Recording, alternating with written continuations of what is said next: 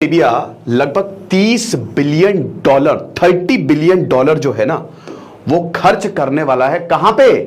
IPL में। ये इतना बड़ा स्पोर्ट्स में इन्वेस्टमेंट भारत में नहीं आया और अगर ये हो जाता है तो ये सबसे बड़ा इन्वेस्टमेंट स्पोर्ट्स में होगा। सच कहते हैं कि बाप बड़ा ना भैया, सबसे बड़ा रुपया। भारत का बोर्ड तकरीबन एक साल में $500 मिलियन कमाता है। और देखिए, आईपीएल में हिस्सेदारी खरीदना चाहता है सऊदी अरब। सऊदी अरब आईपीएल यानी इंडियन प्रीमियर लीग में अरबों डॉलर इन्वेस्ट करना चाहता है। इखलाकियात, उसूलों की धज्जियां उड़ा दी, सामने नहीं रखा उसूलों को, इखलाकियात को, सिर्फ डॉलर देखे, पैसा देखा। सऊदी अरब वो हमें समझ में आती है 30 अरब डॉलर की। आप इसको एक होल्डिंग कंपनी में डालो और उस होल्डिंग कंपनी में 5 अरब डॉलर देके उतना परसेंटेज हम आईपीएल का खरीदना चाहते हैं। जो भी उसका परसेंटेज बनेगा वो हम खरीदना चाहते हैं। क्योंकि जो सऊदी प्रिंस है, क्राउन प्रिंस मोहम्मद बिन सलमान, उनके जो एडवाइजर्स हैं, दे हैव एक्चुअली स्पोकन। ये आज खबर निकली है, काफी बड़ी खबर है, that they have spoken to Indian government and their counterparts of एक अच्छा hefty amount of almost 5 million pounds. India global league में जा चुका है, तो ये भी वजह, और उन्होंने हमें जानबूझ के अलहदा करने की, आइसोलेट करने की हर लम्हे कोशिश की है। वैसे भी अगर भारत को नाराज कर दिया जाता तो सोचे ना, फिर इन गैर मुल्की खिलाड़ियों का रोजगार छीन जाना था। अब देखिए कि जो सऊदी अरब है उसने आईपीएल जो है इंडियन प्रीमियर लीग, जो कि कहा जाता है कि इज अ कैश रिच, बड़ा बड़ा पैसा है उनके पास, और दुनिया की जो पॉपुलर T20 लीग है, ठीक है जी, और वो इंडिया के वो आए हैं उधर, उन्होंने आके कहा है कि जनाब आप ऐसे करें कि आप इस जो है ना इसको सऊदी अरब में जो है लेके आए, ठीक है जी, और अगर ये सऊदी अरब में आ जाए। क्रिकेट के क्लब्स हैं वो बड़े मशहूर हैं और सऊदी अरब को प्रिंस मोहम्मद बिन सलमान एक मॉडर्न कंट्री बनाना चाहते हैं। आज तक दोस्तों जब लोग सऊदी अरब के बारे में सोचते तो यही था कि अच्छा शरिया कानून लागू है, जो चोरी करेगा हाथ काट देंगे, झूठ बोलेगा जीभ काट देंगे, गलत देखेगा आंखें फोड़ देंगे।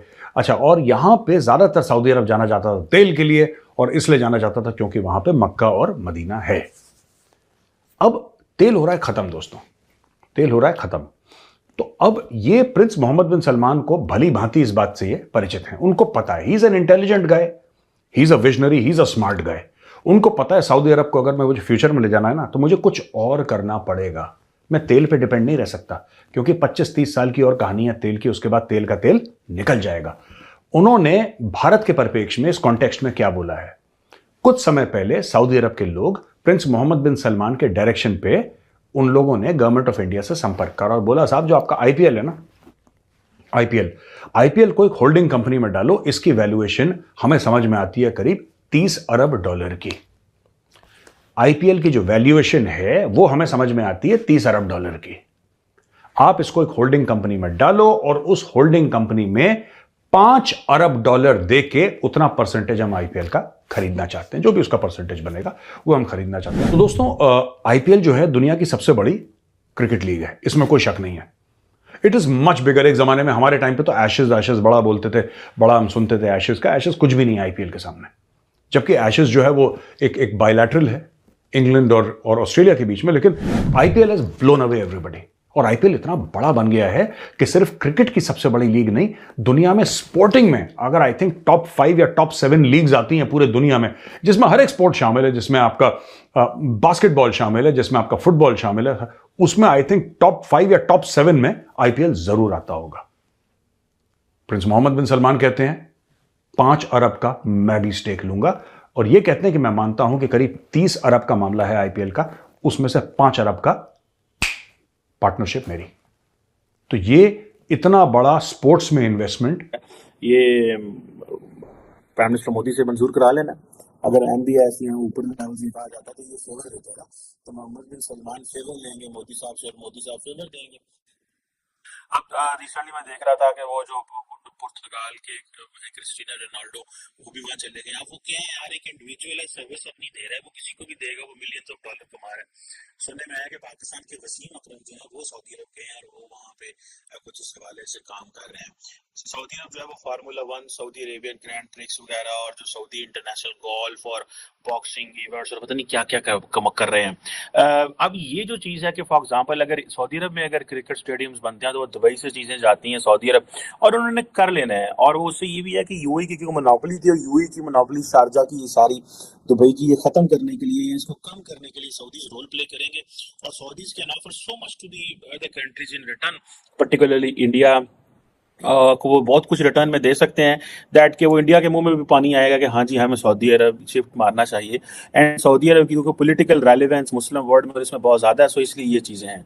सो ये अब अगर सऊदी अरब जो है वो इंडिया के पास जा सकता है, तो ये तो मच वो बिफोर पाकिस्तान की जो सरकार है उसको ये सोचना चाहिए था कि वो ऐसी क्या चीज़ें हैं जो हम दे सकते हैं। अब मैं अक्सर कहता हूँ कि वो जो हम देखते थे वो जो उसमें जब मैचेस वगैरह होते हैं इंडिया के अंदर उसके क्रिकेट के, तो आईपीएल के, तो वो चीयर लीडर्स होती हैं, लड़कियां डांस करती हैं, भागती दौड़ती हैं, चौके छक्के आउट होता है। पाकिस्तान तो वो भी नहीं कर सकता क्योंकि इस्लामिक मुल्क है, तो उन्होंने अब ये चीज़ें इंडिया कर सकता है। ठीक है जी, वो एक अपनी उसकी जो सेकुलर ओरिएंटेशन का भी एडवांटेज लेते हैं और वो ये चीज़ें कर सकता है, ये चीज़ें हम नहीं कर सकते। तो उन्होंने कहा भाई हमें तो एंटरटेनमेंट चाहिए, हमें तो इंडस्ट्री चाहिए, हमें क्रिकेट चाहिए, क्योंकि वो इन ऐसी चीज़ें करने से पैसा आएगा। The real thing is that कि यू हैव टू चेंज।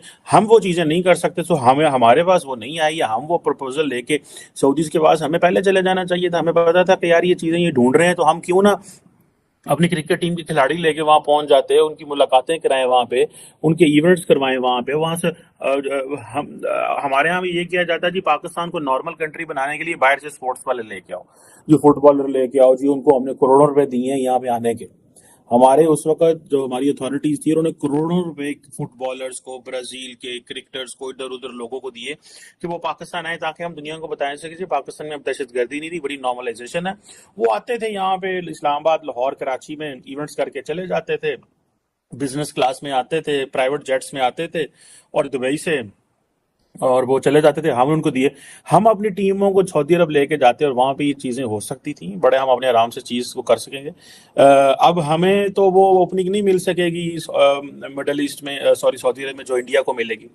हमें वो ओपनिंग इसलिए नहीं मिलेगी, द लॉजिक बिहाइंड इज कि उनको इस चीज़ का पता है कि भाई जो जो इंडियंस हैं उनकी वो सिर्फ वो नहीं है, उनकी जो जो एंटरटेनमेंट जो रैप्ड अप है उस क्रिकेट के अंदर, उस आईपीएल के अंदर, that is what is important. वो जो एंटरटेनमेंट है उसकी वैल्यू है। अब हमारे पास, हम तो एंटरटेनमेंट नहीं उसमें करा सकते, जैसे मैंने पहले बताया कि हमारी सॉफ्ट पावर को इस्तेमाल करने की जरूरत है। इंडिया ने अपनी सॉफ्ट पावर इस्तेमाल की है, हम सॉफ्ट पावर जैसी जुबान को समझते नहीं है, because Pakistan has been a security state. मुझे किसी ने बताया, उन्होंने कहा चीन के अंदर जो जो बॉलीवुड है, ठीक है जी, वो